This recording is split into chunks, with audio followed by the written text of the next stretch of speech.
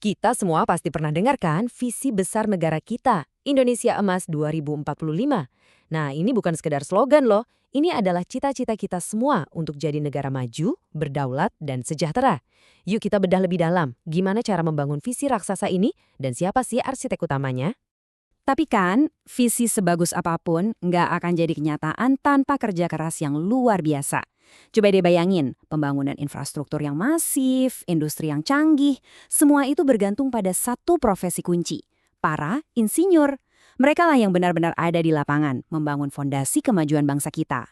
Dan ini bukan cuma omongan loh, Persatuan Insinyur Indonesia atau yang kita kenal sebagai PII lewat kepemimpinan Bapak Ilham Habibie sudah menegaskan kalau kuncinya adalah reindustrialisasi. Inilah mesin yang bakal ngegas ekonomi kita buat mencapai cita-cita besar tadi. Oke, sekarang kita ngomongin angkanya. Soalnya ambisi ini bukan cuma soal mimpi, tapi ada target yang sangat spesifik dan harus banget dicapai. Yap, 8%. Untuk bisa disebut negara maju di tahun 2045, ekonomi Indonesia itu harus tumbuh stabil di angka 8% setiap tahunnya. Angka ini tinggi banget loh, dan satu-satunya cara mencapainya ya lewat lompatan besar di sektor industri dan penguasaan teknologi. Nggak ada jalan lain. Oke, ambisinya udah keren banget, targetnya juga udah jelas, tapi ada satu ganjalan besar, satu masalah inti yang bisa menghambat semuanya. Nah, ini dia pertanyaan paling krusialnya. Emangnya kita siap? Insinyur-insinyur kita, para pembangun bangsa ini, jumlahnya cukup nggak sih buat ngerjain proyek sebesar visi Indonesia Emas? Coba kita lihat datanya.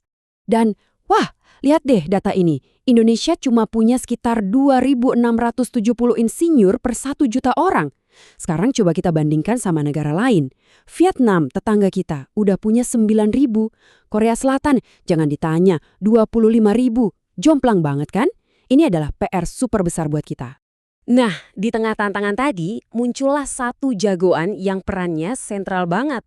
Yuk, kita kenalan lebih jauh sama Persatuan Insinyur Indonesia atau PII sebagai motor penggeraknya. PII ini bukan organisasi kemarin sore loh, sejarahnya panjang. Didirikan tahun 1952 oleh tokoh-tokoh besar bangsa.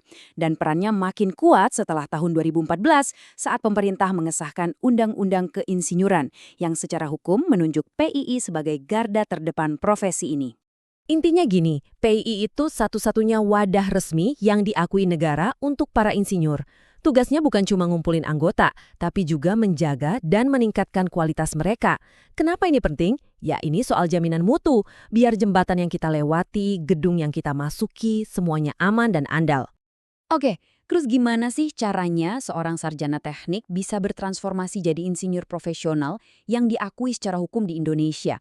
Ternyata jalurnya udah ada dan jelas banget. Kuncinya itu ada di satu benda ini. STRI atau Surat Tanda Registrasi Insinyur. Anggap aja ini SIM-nya para insinyur. Ini bukan kartu anggota biasa ya, tapi lisensi legal untuk praktek. Tanpa STRI, secara hukum, seseorang nggak boleh menjalankan praktik keinsinyuran. Tujuannya jelas untuk melindungi kita semua, memastikan yang membangun negara ini adalah orang-orang yang kompeten. Prosesnya udah jelas kok, ada 3 langkah utama. Pertama ya jelas, lulus S1 teknik. Kedua, harus ikut program khusus namanya Program Profesi Insinyur atau PPI. Nah, setelah lulus dari situ, barulah langkah ketiga, mendapatkan STRI dari PII. Inilah jalur resmi yang harus ditempuh. Terus, untungnya apa sih gabung PII dan ikutin semua proses ini? Wah, banyak banget. Selain bisa dapat STII yang memang wajib, para anggota juga dapat akses buat ikut sertifikasi, nambah ilmu, memperluas jaringan, bahkan dapat dukungan hukum. Ini semacam ekosistem lengkap untuk karir seorang insinyur. Sekarang, yuk kita lihat gambaran yang lebih besar. Karena sekarang ini persaingan dan juga kolaborasi itu udah bukan cuma di dalam negeri, tapi skalanya udah regional bahkan global. Salah satu buktinya adalah gelar ASEAN Engineer.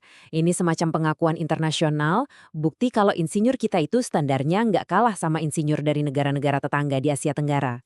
Punya gelar ini artinya pintu untuk terlibat di proyek-proyek lintas negara jadi terbuka lebar.